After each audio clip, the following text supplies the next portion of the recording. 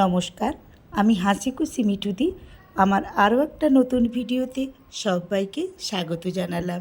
আজ আমি একটা আমার বেড়ানোর ভিডিও নিয়ে চলে এসেছি মানালির। তো মানালি আমি অনেক দিন আগেই গিয়েছিলাম, তো আজকে এই ভিডিওটা তোমাদের সঙ্গে শেয়ার করছি। এই যে মেশিনগুলো দেখতে পাচ্ছ না, এই মেশিনগুলোতে শাল বোনা হয়, চাদর বোনা হয় এবং কার্পেট সব কিছুই বোনা হয়। তো এখন দেখো শাল বোনা হচ্ছে। তারপরেই আমরা চলে এসেছি একটা মন্দিরে। ড্রাইভার ভাইয়ের মুখে শুনলাম এই মন্দিরের এই যে ঠাকুর বেরোচ্ছেন, এ বেশ কয়েক বছর পরে পরে বাইরে বেরোন।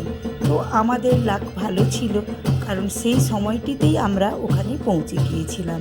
তো ওখানকার ড্রাইভাররা গাড়ি এক সাইড করে দিয়ে সবাই এই মায়ের দর্শনে চলে এসেছিল আমাদেরই মতো।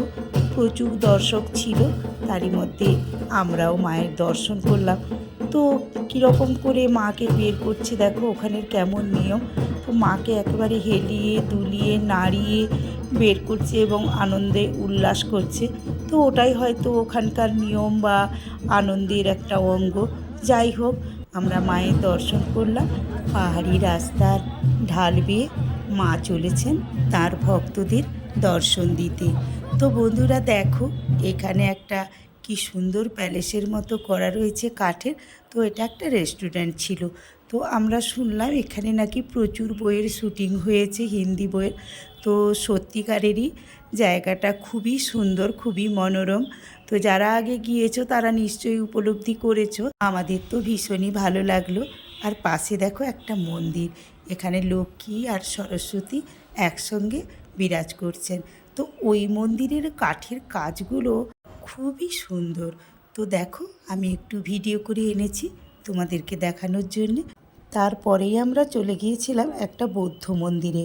তো লাকিলি সেদিন ছিল বুদ্ধ পূর্ণিমা। মন্দিরে পৌঁছে ভীষণই ভালো লাগছিল, কারণ পরিবেশটা খুবই শান্ত ছিল। আর ভেতরটা দেখো কেমন সুন্দর। তো ওখানে না বুদ্ধদেবের কাছে কোল্ড ড্রিঙ্কস, বিস্কুট সব কিছু প্রসাদ হিসেবে দেয়া রয়েছে। বৌদ্ধ মন্দিরের বাইরে বুদ্ধদেবের শিষ্যরা সবাইকে নানা রকমের ফলের জুস, কোল্ড ড্রিঙ্কস এবং বিস্কুট, চা, কফি পরিবেশন করছে। তো প্রচুর পরিমাণে খাওয়াচ্ছেন। তো যে যেরকম চাইছে পেট ভর্তি করেই ওনারা খাওয়াচ্ছেন। তো তো আমরাও সবাই যে যার মতো করে কোল্ড ড্রিঙ্কস, কফি, বিস্কিট নিয়ে নিয়েছিলাম। তো দেখো, আমরা অপেক্ষা করছিলাম ওখানে প্রার্থনার জন্যে। তো এসেছি যখন, একটু প্রার্থনার টাইমটাও ওখানে থাকবো, এটাই ছিল। 3টে বাজলে প্রার্থনা শুরু হবে, তাই আমরাও অপেক্ষা করছিলাম। তো প্রার্থনা শুরু হয়ে গেছে এবং অনেকক্ষণ ধরেই প্রার্থনা হচ্ছিল। তো আমাদের ড্রাইভার ভাইরা ফোন করছে, সেই জন্যে আমরা প্রায় আধ ঘন্টা মতো ছিলাম। তারপরে যে যার মতো আস্তে আস্তে করে মন্দির থেকে বেরিয়ে চলে এসেছিলাম। তারপরেও আসার পথে একটা পাহাড় পড়লো, দুটো পাহাড় জয়েন্ট, তার মাঝখান দিয়ে একটা ঝর্ণা বয়ে আসছিল। ড্রাইভার ভাইরা ওখানে আমাদের গাড়ি দাঁড় করিয়ে বলল এই ঝর্ণার জল নাকি জড়িবুটিওয়ালা ওষুধের কাজ করে, সব রোগ ভালো হয়ে যায়। তো আমরাও একটু খেয়ে নিলাম। তো বন্ধুরা দেখো, সন্ধে হয়ে এসছে। পাইন বনে ঘেরা পথ দিয়ে আমরা আস্তে আস্তে চলে এলাম মানালির বহু পুরনো হিড়িম্বা মন্দিরে। 13 সালে আমি একবার এই মন্দিরে এসেছিলাম, তারপরে আবারও এই 24 সালে এলাম। তো মন্দিরটা দেখো এই রকমই ছিল, ঘন পাইন বনে ঘেরা, তার মাঝখানে। আর দেখো, মন্দিরে প্রবেশ করার, ঠাকুর দর্শন করা কীরকম লাইন পড়েছে।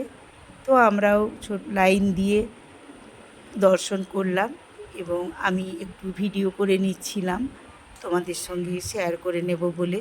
তো দেখো, মন্দিরটা পুরো কাঠেরই তৈরি। আর এই মন্দিরের চারিপাশে না অনেক পশুর মাথার কঙ্কাল রয়েছে। তো অনেক পুরনো, তো কিছু কিছু ভেঙে গিয়েছে। তো তারই মধ্যে কয়েকটা রয়েছে, এই যে দেখো।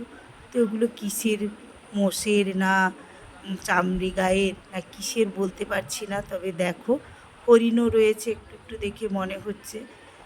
তো তোমরা দেখতে পাচ্ছ কি না জানি না। আর চারিদিকে দেখো কাঠের কারুকার্য রয়েছে। তো তো হিড়িম্বাবাইয়ের মন্দিরটা দর্শন করে আমরা বেরিয়ে এলাম।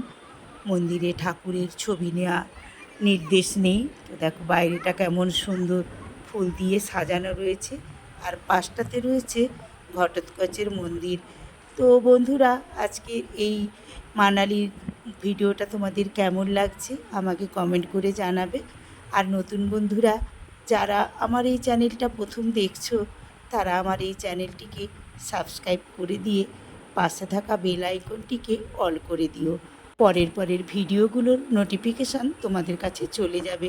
তো বন্ধুরা, সবাইকে এই আকাশচুম্বী ঘন পাইন বনের ভালোবাসা জানিয়ে আজকের ভিডিওটা এখানেই শেষ করছি। Tata, by.